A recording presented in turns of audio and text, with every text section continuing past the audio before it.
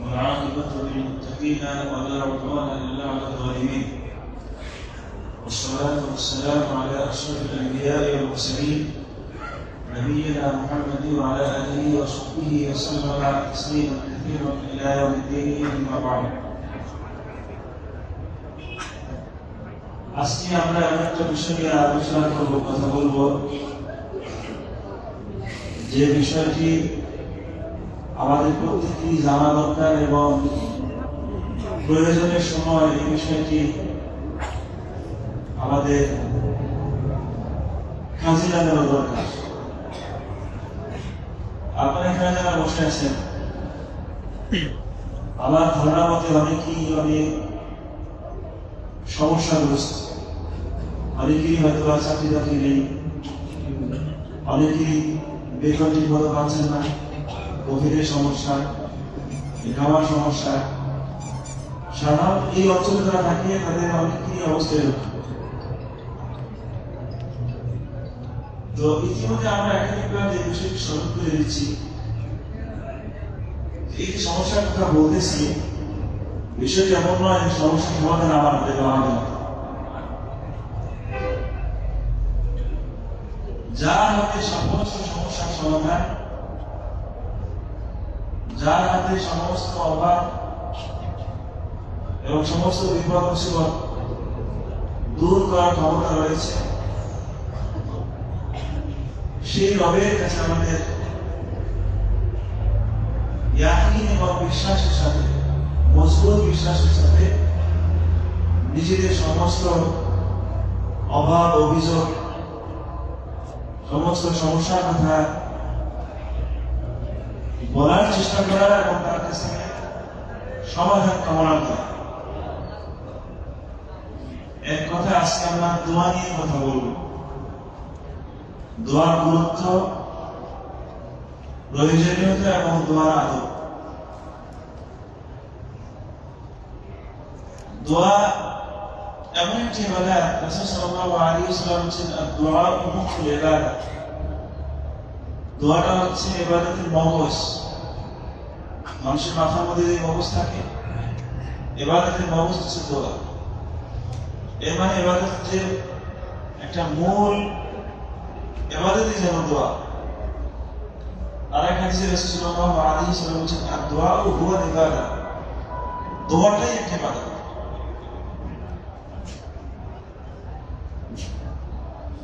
দোয়াটাই যেহেতু ইবাদত এবং দোয়াটা হচ্ছে ইবাদতের মগজ,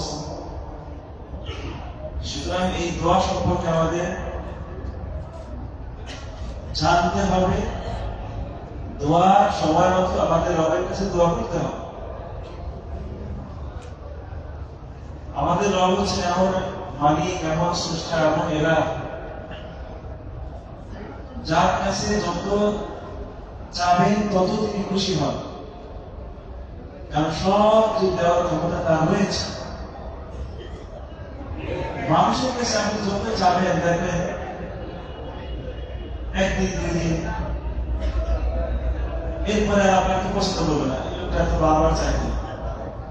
আপনি যদি আপনার কবির কাছে ঘন ঘন বলেন, আমাকে তো দোয়াই দাও, তো দোয়াই দাও, কয়েকদিন পরে আপনাকে চাকরি দিয়ে নোট করে দেবে, প্রয়োজন দুই দিন পরে যাচ্ছে। আপনি যদি আপনার সুপারভাইজারকে বলেন, আমার ডিভিশনটা চেঞ্জ করে দাও, চেঞ্জ করে দিলে পরে আবার আমার একটা প্রমোশন দিয়ে দাও, ঘন ঘন যদি বলতে থাকেন, দেখবেন যে তাকে আপনি কাছে পাবেন না। মানুষ ঘন ঘন আবেদন নিবেদনের সত্যি প্রস্তুত না, রাজি না, ভালো লাগে না। এমনকি পিতামাতার কাছে যদি মানুষ ঘন ঘন চায়, পিতামাতাও কিন্তু পছন্দ করে। কোন সন্তান যদি তার পিতার কাছে প্রত্যেকদিনই ডিমান্ড করে, আজকে ঘুরে দাও, পরের দিন মোবাইল দাও, এরপরের দিন চশমা দাও, এরপরের দিন সাইকেল দাও, এরপরের দিন কম্পিউটার, এরপরের দিন ল্যাপটপ, এর যদি চাইতেই থাকে সন্তান, দেখবেন পিতাও পছন্দ করবে এই সন্তান। মায়ের কাছে যদি সন্তান বারবার চায়, একই পছন্দ করে। একবার দুইবার, একবার মাও সন্তানের বারবার চাওয়া পছন্দ করবে না।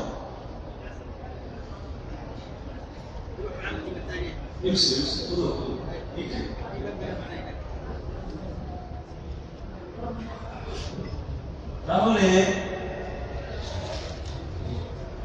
দুনিয়াবি ক্ষেত্রে দুনিয়ার মাখলুকের কাছে আপনি যতই আপনার কাছে লোক না কেন, যতই আপনজন না কেন, ঘন ঘন চাই, ঘন ঘন আবেদন করলে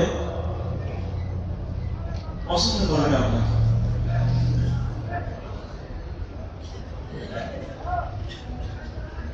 কিন্তু আল্লাহ তাআলা যিনি আমাদের সৃষ্টি করেছেন, এটা হলো আমাদের যে প্রতিযোগিতা, কেউ কেউ ই করতে পারেন না, স্ক্রিন করতে পারেন না। একটা কাগজ থেকে 100 জন করতে পারেন, শুধু স্ক্রিন করে নিয়ে হবে, স্ক্রিন করলে হবে। আমাদের রব আমাদের যিনি সৃষ্টি করেছেন, আমাদের সৃষ্টি অনেক পূর্বেই আমাদের সমস্ত চাহিদা তিনি পূরণ করে দিয়েছেন। আপনি কি খাবেন, কি বলবেন, কোথায় থাকবেন, সব আমাদের আগে থেকে রেডি করে রেখেছে। কোনো কিছু ঘাটতি আলাদা রাখেন নাই।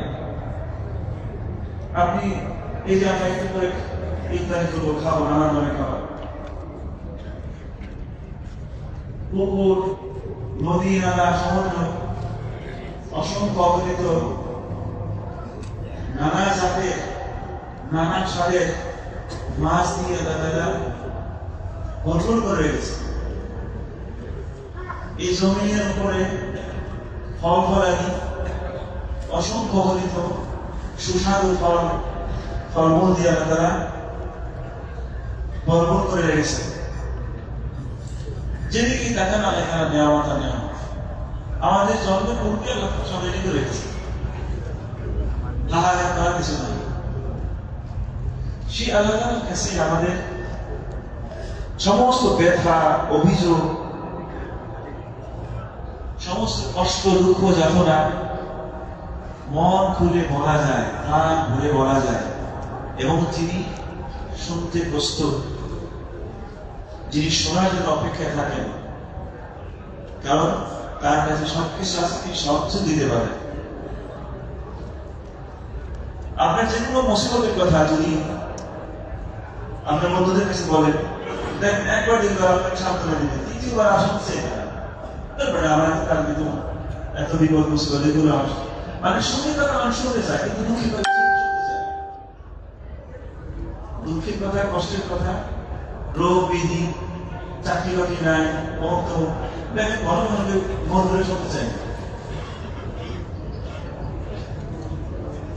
কিন্তু আল্লাহ তাআলার কাছে আপনি যত বলবেন তত তিনি খুশি হন, সন্তুষ্ট থাকেন।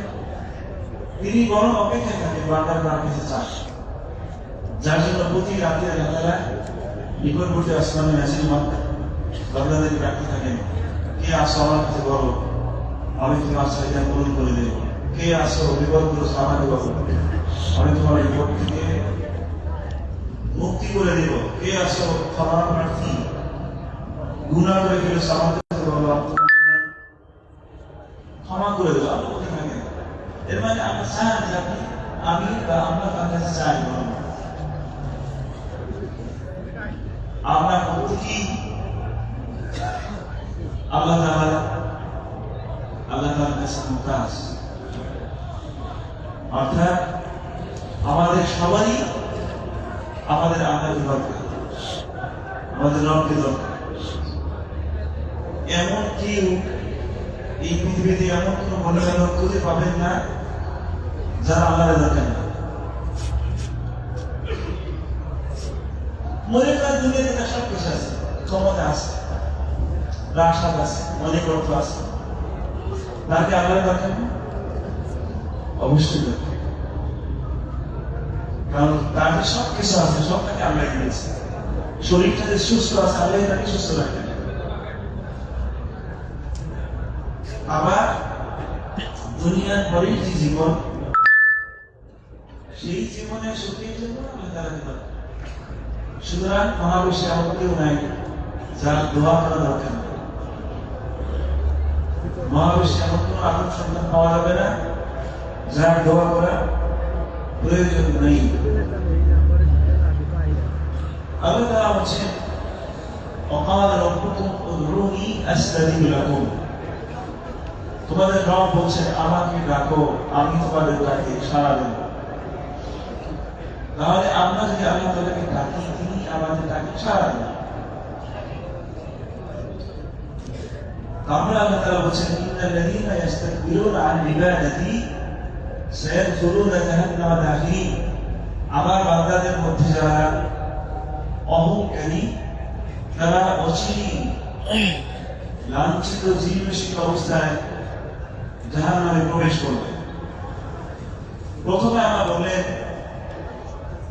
আমাকে ডাকো আমি তোমাদের ডাকে সাড়া দেব। তারপরে বললেন আমার বান্দাদের মধ্যে যারা অহংকারী। এর মানে কি? এর মানে হচ্ছে আল্লাহকে যারা ডাকে না, আল্লাহর কাছে চায় না, তারা অহংকারী। তারা মনে করে আমার সবই আছে, আল্লাহর কাছে কেন যাবো? অথচ ভুলে যায় তার যা কিছু আছে সব আল্লাহ দিয়েছে, এটা ভুলে যায়। মানে আপনি সবকিছু আছে বলে আমার দরকার নেই। কি আছে? টাকা, ওটা মালিক কেনা তো আল্লাহ। আপনি সুস্থ আছেন, এই সুস্থতার নিয়ামত তো আল্লাহ আপনাকে দিয়েছে। আপনি সুঠাম দেহের অধিকারী, ওই দেহটাকে আপনি নিজে নিজে বানিয়েছেন, আপনি তো আপনাকে দিয়েছেন। আপনি ব্যবসা করে অনেক টাকা মালিক আছেন, এই জন্য আল্লাহর দরকার নেই। আপনি ব্যবসা করতে গিয়ে যে ব্রেনটা খাটান, চোখ খাটান, হাত পা খাটান, ওগুলো পাইলেন কোথায়? আপনি তো দিয়েছেন। আপনি সব কিছুর মালিক হন না কেন, যত বড় ক্ষমতা দেখতে হন না কেন, আল্লাহর কাছে ফিরতেই হবে, তার কাছে চাইতে হবে। আমরা সবাই তার মুহতাজ, তার মুখাপেক্ষী। তিনি তার মুখাপেক্ষী নন। আল্লাহ সমান মানে তিনি মুখাপেক্ষী নেই, কারো মুখাপেক্ষী নন। আল্লাহর কারো দরকার নেই, কিন্তু আমাদের সবার আল্লাহ দরকার। ইনশাআল্লাহ আল্লাহর কোনো প্রয়োজন নেই। পৃথিবীর সমস্ত মানুষগুলো যদি আমার সাথে লাভামানি করে, সবাইকে ধ্বংস করবে, আল্লাহ নতুন একটা জাতি সৃষ্টি করবেন। আল্লাহ কিছু আসে না। সুতরাং আল্লাহ তাআলা কারো দরকার নাই, কিন্তু আমাদের সবার আমাদের আল্লাহকে দরকার। এই জন্যই আমাদের সমস্ত দুঃখ, যাতনা, বেদনা, কষ্ট, অভাব, অভিযোগ সব কিছু আমরা মন করে প্রাণ করে আমাদের রবের কাছে বলার চেষ্টা করি। وإذا سألك عبادي عني فإني قريب أجيب دعوة الداعي إذا دعان। আল্লাহ তাআলা বলেছেন আমার বান্দা যখন আমার সম্পর্কে জিজ্ঞেস করে তুমি বলে দাও আমি তাদের নিকটেই আছি। উজিবু দাওয়াতাদ দাঈ ইযা দাআন, যখন কোন আহ্বানকারী আমাকে ডাকে আমি তার ডাকে সাড়া দিই। সুবহানাল্লাহ। আল্লাহ বলছেন আমাকে কোন আহ্বানকারী যখন ডাকে আমি তার ডাকে সাড়া দিই। মানে আপনি যখন বলবেন আল্লাহ আমার সমস্যাগুলো সমাধান করে দাও, আল্লাহ আপনার সমস্যা সমাধান করে দেবেন। তবে দোয়া কবুল না হওয়ার কিছু কারণ আছে। দোয়া কবুলের যেমন কিছু শর্ত আছে, অনুরূপ ভাবে দোয়া কবুল না হওয়ার কিছু কারণ আছে। আমরা অনেক সময় দোয়া করি কিন্তু কবুল হয় না। কেন কবুল হয় না এটা আমাদের জানা দরকার। কারণ আল্লাহ তাআলা যদি আপনার আমার দোয়া কবুল না করেন, দুনিয়াতে আপনার থেকে বিপদগ্রস্ত, ক্ষতিগ্রস্ত কোন মানুষ আর এই জগতে আর থাকতে পারে না। আপনি পৃথিবীর 1 নম্বর ক্ষতিগ্রস্ত ব্যক্তি যদি আপনার ডাকে আপনি সাড়া না দেন। পৃথিবীর সবাই আপনাকে পছন্দ করে, ভালোবাসে, সবাই আপনার কথা শুনে, কিন্তু আল্লাহ আপনাকে ঘৃণা করে। আপনি দুনিয়ার 1 নম্বর ক্ষতিগ্রস্ত, 1 নম্বর অসহায় ব্যক্তি, কারণ আল্লাহ আপনাকে পছন্দ করে। পৃথিবীর কেউ আপনার কাছে নাই, কেউ আপনাকে হেল্প করে না, কেউ আপনার পাশে নাই, কিন্তু আল্লাহ তাআলা আপনার পাশে আছে। দুনিয়াতে সবচেয়ে সৌভাগ্যবান ব্যক্তি আপনি। এটা আমাদেরকে বুঝতে হবে। তাহলে যদি কারো দোয়া কবুল না হয়, আপনাকে খোঁজার চেষ্টা করতে হবে কেন দোয়া কবুল হয়। এটা না যে আল্লাহ কবুল না করলে অসুবিধা নেই, এরকম না। আপনি কার কাছে যাবেন? আল্লাহ দোয়া কবুল না করলে অসুবিধা নাই, এর মানে আপনি বলবেন দুনিয়াতে আপনার ভালো থাকা দরকার নেই, আপনার অনাদিমতে অনন্ত যাবেন। সুতরাং তার কাছে তো যেতেই হবে, ধরা দিতেই হবে। সুতরাং এটা মনে করার কোন কারণে আল্লাহ দোয়া কবুল না করলে কি আর করার আছে এমন নয়, বরং আপনাকে খুঁজে বের করতে হবে কেন দোয়া কবুল হয় না। নিঃসন্দেহে আপনি এমন কিছু করেন যে কারণে আল্লাহ তাআলা আপনার দোয়া কবুল করেন। অতএব সেই কারণগুলো আপনার অতিক্রান্ত নির্ধারিত করেন, কারণ আল্লাহকে আপনার দরকার। নতুবা আপনি পৃথিবীর সবচেয়ে ক্ষতিগ্রস্ত, সবচেয়ে অসহায়, সবচেয়ে হতভাগা এবং সবচেয়ে দুর্ভাগা ব্যক্তি হবেন যদি আল্লাহ আপনাকে পছন্দ না করেন, আল্লাহ আপনাকে সাড়া না দেন। আল্লাহ তাআলা যে সকল কারণে তার কোন বান্দার দোয়া কবুল করে না, ফেরত দেন, তার মধ্যে অন্যতম হলো আপনি যদি আল্লাহকে না মানেন। মানে এক কথা আল্লাহকে মানে ঠিক মতো বলার করেন, ঠিক মতো নামাজ পড়েন, ঠিক মতো হারাম এবং হালাল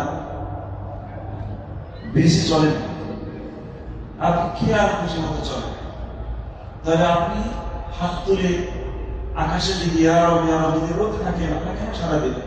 আপনি তো তাকে মানতেছেন, তাহলে আল্লাহ আপনার দোয়া তখনই কবুল করবেন যখন আপনি তার নির্দিষ্ট পথে চলবেন, তার কথা শুনবেন, তার সাথে অবৈধচারণ করবেন না, তার সাথে নাফরমানি করবেন না। তখনই কেবল আপনি আশা করতে পারেন আপনার দোয়া করবেন। তাহলে দোয়া কবুল না হওয়ার অন্যতম একটি কারণ হচ্ছে আল্লাহ তাআলার অবাধ্যচারণ, আল্লাহ তাআলার সাথে সীমালঙ্ঘন, আল্লাহ তাআলা আনুগত্য না করা। আমরা যারা বিপদে আছি আমাদেরকে আল্লাহর দিকে ফিরতে হবে, কিন্তু তার কাছে চাওয়ার আগে নিজেকে একটু ঝালাই করে নিতে হবে। দেখবেন আপনার ভিতরে কোথাও কোথাও সমস্যা আছে, সেই সমস্যাগুলো দূর করতে হবে। তাহলে দোয়া কবুল না হওয়ার অন্যতম কারণ পেলাম আল্লাহকে না মানা।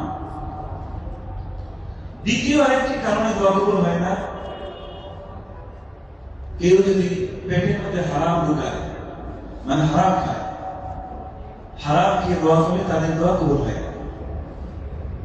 যেমন সুদ খায়, ঘুষ খায়, উপার্জন করে হারাম পন্থায়, উপার্জনের কোনো হারাম নাই, 2 নম্বরই করে, কাজে ফাঁকি দেয়, ব্যবসা করতে গিয়ে 2 নম্বরই ব্যবসা করে। কোন ব্যক্তি যদি হারাম পেটের মধ্যে ঢুকায় হাত তোলে তাদের দোয়া কবুল হয় না। রাসূল সাল্লাল্লাহু আলাইহি ওয়াসাল্লাম বলেছেন, ইন্নাল্লাহা তাইয়্যিবুন লা ইয়াকবালু ইল্লা তাইয়্যিবা। আল্লাহ তাআলা পবিত্র, কোন অপবিত্র কোনো কিছু তিনি কবুল করেন না, গ্রহণ করেন না। ওয়া ইন্নাল্লাহা আমারাল মুমিনিন বিমা আমারা বিল মুরসালিন। আল্লাহ তাআলা ঈমানদারদেরকে সেই আদেশ করেছেন যে আদেশ তিনি রাসূলদেরকে করেছেন। ইয়া আইয়ুহার রাসূল কুলু মিনাত তাইয়্যিবাত, হে রাসূলগণ তোমরা পবিত্র খাবার খাও, মানে হারাম থেকে বেঁচে থাকো। ইয়া আইয়ুহান নাস কুলু মিম্মা ফিল আরদি হালালান তাইয়্যিবা, হে মানুষ সকল জমিনে যত পবিত্র খাবার রয়েছে, হালাল খাবার রয়েছে, সেগুলো তোমরা খাও। সুতরাং দোয়া কবুল না হওয়ার অন্যতম একটি কারণ হচ্ছে পেটের মধ্যে হারাম ঢুকানো। এরপরে রাসূল সাল্লাল্লাহু আলাইহি ওয়াসাল্লাম এক ব্যক্তির কথা উল্লেখ করলেন, ওয়া যাকারা রাজুল ইউতিলু সাফা আশআসা আকবার ইয়ামুদ্দু ইয়াদাইহি ইলা সামা ইয়া রাব ইয়া রাব ওয়া মাত'আমুহু হারাম ওয়া মাশরাবুহু হারাম ওয়া মালবাসুহু হারাম ওয়া গুযিয়া বিল হারাম فأنا يستجاب لذلك। হাদিসে রাসূল সাল্লাল্লাহু আলাইহি ওয়াসাল্লাম বলেছেন, এক ব্যক্তির কথা উল্লেখ করলেন যিনি দীর্ঘ পথে সফর করতেছেন, দীর্ঘ পথে সফর করে এই লোকটা জীর্ণশীল অবস্থায় আসমানের দিকে হাত তুলে ইয়া রাব করে ডাকতেছেন আল্লাহ তাআলাকে। কিন্তু আমার আবু হারাম, তার খাবার দাবার সবই হারাম। ও মাশরাবু হারাম, সেটা পান করে তাও হারাম। ও মালবাসু হারাম, সে যে পোশাক পরে তাও হারাম। ও গুযিয়া বিল হারাম, এবং তার দেহটা রক্ত মাংস বেড়ে উঠেছে হারামের উপরে। রাসূল সাল্লাল্লাহু আলাইহি ওয়াসাল্লাম বলেন ফাআন্না ইউস্তাজাবু লিযালিক, সুতরাং এই ব্যক্তির দোয়া কিভাবে কবুল করা হবে? যে ব্যক্তি খাবার দাবার হারাম, পোশাক হারাম, পানীয় হারাম, রক্ত মাংস বেড়ে উঠেছে হারামের উপরে, এই ব্যক্তির দোয়া কিভাবে আল্লাহ কবুল করবেন? এর মানে তার দোয়া কবুল হবে না। তাহলে দোয়া কবুল না হওয়ার অন্যতম একটি কারণ হচ্ছে হারাম খাওয়া। অনেকেই বছরের পরে বছর দোয়া করে কিন্তু কবুল হয় না, কিন্তু খুঁজে দেখে না যে কেন কবুল হয়। কারণ উপার্জন যদি হারাম থাকে, সে হারাম ছেড়ে দিতে হবে, তারপরে দোয়া করতে হবে। দোয়া কবুল না হওয়ার আরেকটি কারণ হচ্ছে দোয়া করে দ্রুত পাইতে চাওয়া, দ্রুত পেতে চাওয়া। মানে দোয়া করতেছেন আপনি, এখন বিকালেই দরকার, কালকে সকালেই দরকার, এই ধরনের দোয়া না কবুল করেন না, পছন্দ করেন না। আপনি যদি বলেন আল্লাহ আমি বিকালের মধ্যে যেন 5,000 টাকা মানি পেয়ে 5,000 রিয়ালের, এটা হলো ফাইজলামি। দোয়াকে ফাইজলামি করা যাবে না। দ্রুত কোনো কিছু দ্রুত পেতে চাওয়া, এটা আমরা পছন্দ করেন এবং এই ধরনের দোয়া কবুল করেন। রাসূল সাল্লাল্লাহু আলাইহি ওয়াসাল্লাম বলেন ইউস্তাজাবু, দোয়া কবুল করা হয় মিনাল আবদি, বান্দার থেকে দোয়া কবুল করা হয় মা লাম ইস্তাজি, যখন সে তাড়াহুড়া করে না, মানে দ্রুত পেতে চায় না, এমন বান্দার থেকে দোয়া আল্লাহ কবুল করে। সাহাবায়ে কেরাম জিজ্ঞেস করেন, হে আল্লাহর রাসূল সাল্লাল্লাহু আলাইহি ওয়াসাল্লাম, তাড়াহুড়া মানে কি? তখন আল্লাহ রাসূল সাল্লাল্লাহু আলাইহি ওয়াসাল্লাম বলেন, তাড়াহুড়া মানে হচ্ছে এই লোকটা দোয়া করে বলে দাউতু ওয়াকাদ দাউতু ফালাম ইস্তাজাব লি ফায়াদাউ দাওয়াতি, মানে ও বলে যে আমি আমাকে দোয়া করি কিন্তু আল্লাহ আমার ডাকে সাড়া দেয় না, এরপর দোয়া এসে দেয়। মানে দ্রুত পাওয়ার আশায় আল্লাহ তাআলার কাছে কয়েকদিন দোয়া করে না পেলে এরপর ছেড়ে দেয়, এদের দোয়া আল্লাহ তাআলা কবুল করেন। দোয়া কবুল 3 ভাবে দোয়া কবুল হয়। আল্লাহ রাসূল সাল্লাল্লাহু আলাইহি ওয়াসাল্লাম বলেন মা মিন মুসলিম ইয়াদউ, যে কোনো মুসলমান যদি দোয়া করে তার জন্য তার ফাকাদ আতাহু আল্লাহু বিহা দাওয়াতাহু বিইহদা সালাস আও কামা ওয়ারদা ফিল হাদিস, যে কোনো মুসলমান যদি আল্লাহ তাআলার কাছে দোয়া করে আল্লাহ তাআলা তার দোয়া 3 ভাবে কবুল করেন। 3 ভাবে দোয়া কবুল করেন। তার মধ্যে এক নম্বর হচ্ছে আইয়ু আজ্জিল লাহু দাওয়াতাহু, সে যেটা চায় আল্লাহ তাআলা তাড়াতাড়ি সেটা দিয়ে দেন। মানে কোনো কিছু চাইছে আল্লাহ তাআলা দ্রুত তাকে সেটা দিয়ে দেন, এটা গেল এক প্রকার। 2 নম্বর হচ্ছে আও ইউদাখিরুহা লাহু ফিল আখিরাহ, অথবা সে যেটা চেয়েছে আল্লাহ তাআলা সেটা তাকে দেননি, কিন্তু আখিরাতের জন্য আল্লাহ তাআলা অনেক বড় পুরস্কার, অনেক বড় প্রতিদান তার জন্য জমা করে রেখেছেন এই দোয়ার কারণে। দুনিয়াতে তার দোয়া জিনিসটা পাননি, কিন্তু আল্লাহ তাআলা এই দোয়ার কারণে কিয়ামতের দিন তাকে অনেক বড় মহা পুরস্কার দান করবেন, আল্লাহ তাআলা জমা রাখবেন। এই গেল 2। আও অথবা ইয়াসরিফ আনহু মিনাস সুই মিথলাহা, অর্থাৎ অথবা তার থেকে আল্লাহ তাআলা কোনো বিপদ এই দোয়ার কারণে কাটিয়ে দেন। এর মানে কি? আমাদের খবর জানা নেই, ভবিষ্যতের কোন খবর আমরা জানি না। কোন ব্যক্তি হতে পারে তার তাকদীরে অথবা তার নসিবে ছিল বড় ধরনের মুসিবত, মনে করেন রাত্রিবেলা অ্যাক্সিডেন্ট হয়ে যেত, গাড়ির নিচে পড়ে হাত পা ভেঙে যেত, সে তো জানে না তার মুসিবত কি আছে, কিন্তু সে আল্লাহ তাআলার কাছে একটা কিছু চেয়েছে, যেটা চেয়েছেন আল্লাহ সেটা দেন নাই, কিন্তু এটা পরিবর্তে কি করেছেন, এই অ্যাক্সিডেন্ট থেকে আল্লাহ তাআলা তাকে বাঁচাই দিয়েছে। সেই না জানার কারণে আল্লাহ তাআলার কাছে অ্যাক্সিডেন্ট থেকে বাঁচতে চায় না, কারণ কি সে তো জানে না কি হবে। আল্লাহ জানেন তার মুসিবত অ্যাক্সিডেন্ট ছিল বড় ধরনের, তো যেহেতু সে একটা কিছু দোয়া করেছেন, যেটা চেয়েছেন আল্লাহ তাআলার কাছে, সেটা না দিয়ে আল্লাহ কি করেছেন, ওটা পরিবর্তে তার ওই যে নসিবে বড় ধরনের অ্যাক্সিডেন্ট ছিল, সেই অ্যাক্সিডেন্ট থেকে আল্লাহ তাআলা তাকে বাঁচাই দিয়েছে। সুবহানাল্লাহ।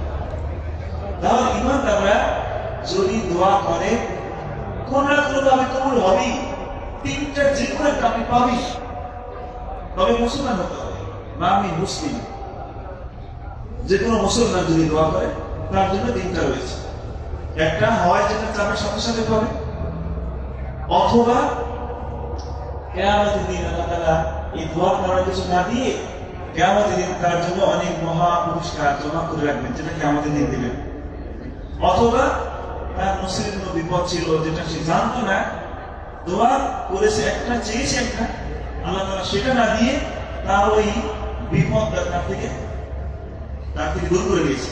এটা শোনার পরে সাহাবায়ে বলছেন ইদান নাকসুর, এরকমও যদি হয়, অর্থাৎ দোয়া করলে একটা না একটা কি পাওয়াই যাবে, তাহলে আমরা বেশি বেশি দোয়া করব। তখন রাসূল সাল্লাল্লাহু আলাইহি ওয়াসাল্লাম বলেন আল্লাহু আকবার, তোমরা যতই বেশি বেশি দোয়া করো আল্লাহ তাআলা তার থেকেও বেশি দিতে পারে। সুবহানাল্লাহ। আল্লাহু আকবার মানে তোমরা যত চাওয়া আল্লাহ তাআলা তার থেকে বেশি দিতে পারে। তাহলে প্রিয় ভাইরা, আমরা আমাদের যে কোনো মুসিবত, যে কোনো সমস্যা আল্লাহ তাআলার কাছে বলবো, দুনিয়ার কল্যাণ এবং আখিরাতের মুক্তির জন্য রব্বুল আলামিনের কাছে বেশি বেশি দোয়া করতে থাকবো।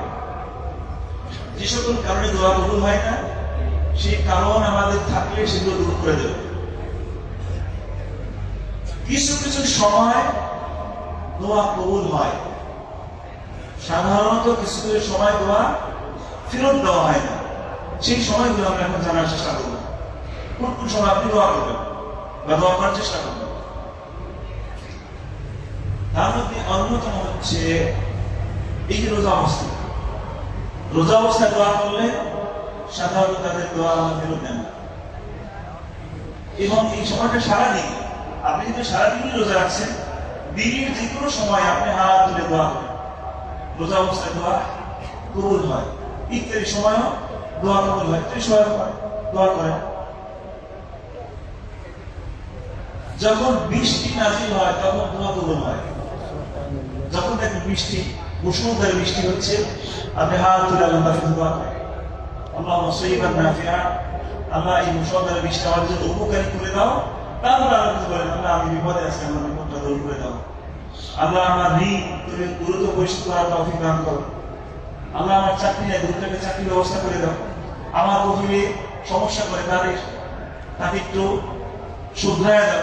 মানে যে কোনো সমস্যা আছে, আপনি বৃষ্টি দেখছেন, দোয়া করেন। বৃষ্টির সময় সাধারণত দোয়া কবুল হয়। সিজদাতে দোয়া কবুল হয়। আপনি যখন সিজদা করেন, রাসূল সাল্লাল্লাহু আলাইহি ওয়াসাল্লাম বলেন, আকরামু মা ইয়াকুনু আল-'abdu মিন রাব্বিহি ওয়া হুয়া সাজিদ ফাআকথিরু ফীহি ad-দুআ ফাকামিনুন আন ইউস্তাজাবা লাকুম। বান্দা আল্লাহ তাআলা সবচেয়ে নিকটবর্তী থাকে যখন সে সিজদায় থাকে। সুতরাং সেই সময় তোমরা বেশি বেশি দোয়া করো, সম্ভবত তোমাদের দোয়াগুলো কবুল করা হবে। আপনি সিজদা দিচ্ছেন, সিজদা তাসবিহ করেন 3 বার, সুবহান রাব্বিয়াল আ'লা, তারপরে দোয়া করেন। আপনার আরবিতে দোয়া শর্ত না, জরুরি না, আপনি নিজের ভাষায় দোয়া করতে পারেন। সিজদা দিয়ে সিজদা তাসবিহ করার পরে আল্লাহকে বলেন, রব্বুল আলামিন আমার বাচ্চাগুলো অসুস্থ, তুমি ওদেরকে সুস্থ করে দাও। আমি শারীরিকভাবে বিপদে আছি, আমার বিপদটা কাটিয়ে দাও। অর্থনৈতিকভাবে আমি সমস্যা আছি, সমস্যাগুলো দূর করে দাও। এভাবে সিজদাতে আপনি সিজদা তাসবিহ করার পরে দোয়া করবেন, কারণ সিজদাতে দোয়া কবুল হয়। এরপরে দোয়া কবুলের আরেকটি সময় হচ্ছে শেষ রজনী, রাতের শেষ ভাগ, তাহাজ্জুদের সময় দোয়া কবুল হয়। আল্লাহ তাআলা পৃথিবীর নিকটবর্তী আসমানে নাজিল হন এবং বান্দাদেরকে ডাকতে থাকেন, বলতে থাকেন, হাল মিন দাঈন ফাস্তাজিব লাহ। কেউ আসে নাকি আমাকে ডাকবে, আমি তাকে সাড়া দেব। কেউ আসে নাকি আমার কাছে ক্ষমা চাইবে, আমি তাকে ক্ষমা করে দেব। আল্লাহ তাআলা বলতে থাকেন। তাহলে রাতের শেষ ভাগে দোয়া কবুল হয়, জুমার দিনে দোয়া কবুল হয়। জুমার দিনে একটা সময় আছে যখন বান্দারা যা চায় আল্লাহ তাআলা তাই দিয়ে দেন। তবে সেই সময়টা কখন, সেই সময়টা নিয়ে আমাদের কিছু মতভেদ রয়েছে। কেউ কেউ বলছে দুই খুতবার মাঝখানে যখন ইমাম সাহেব বসেন সেই সময় দোয়া কবুল হয়। আপনি সেই সময় দোয়া করেন, রব্বানা আতিনা ফিদ দুনিয়া হাসানাতান ওয়া ফিল আখিরাতি হাসানাতান ওয়া কিনা আযাবান্নার। অল্প কথা অনেক কিছু চাওয়া হয়ে গেল। আল্লাহ দুনিয়াতে ভালো রাখো, আখিরাতে আমাকে ভালো রেখো এবং জাহান্নাম থেকে মুক্তি দাও, সবই চাওয়া হয়ে গেছে। দুই খুতবার মাঝখানে সময় কম হলেও অল্প কথায় অনেক কিছু চাওয়া সম্ভব, সেই সময় দোয়া করেন।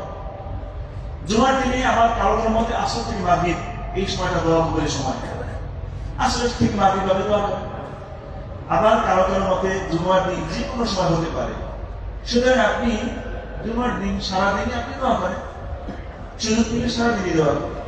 কারণ যে কোনো একটা সময়টা যেহেতু নির্দিষ্ট আমরা জানি না সেই সময়টা কখনো যদি সুযোগ পান জুমার দিন সারাদিনই দোয়া করতে থাকবেন, তাহলে দেখবেন কি এক সময় আপনার দোয়া কবুল হয়েই যাবে, কারণ ওই সময়টা আপনি পেয়ে গেছেন। জুমার দিনে দোয়া কবুল হয়। আযান এবং ইকামতের মাঝখানে দোয়া কবুল হয়।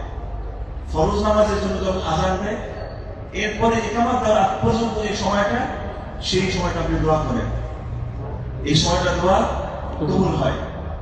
আযান এবং ইকামতের মাঝখানে দোয়া কবুল হয়।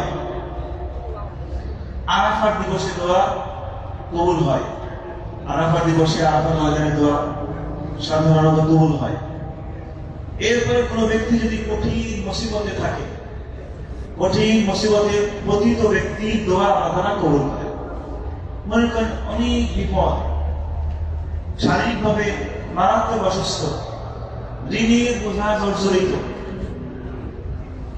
অর্থাৎ এরপরে জুলুমের শিকার, মাজলুম, এভাবে কঠিন বিপদগ্রস্ত ব্যক্তিরা যখন আল্লাহ তাআলার কাছে হাত তোলেন তখন আল্লাহ তাআলা তাদের হাত ফেরত দেন।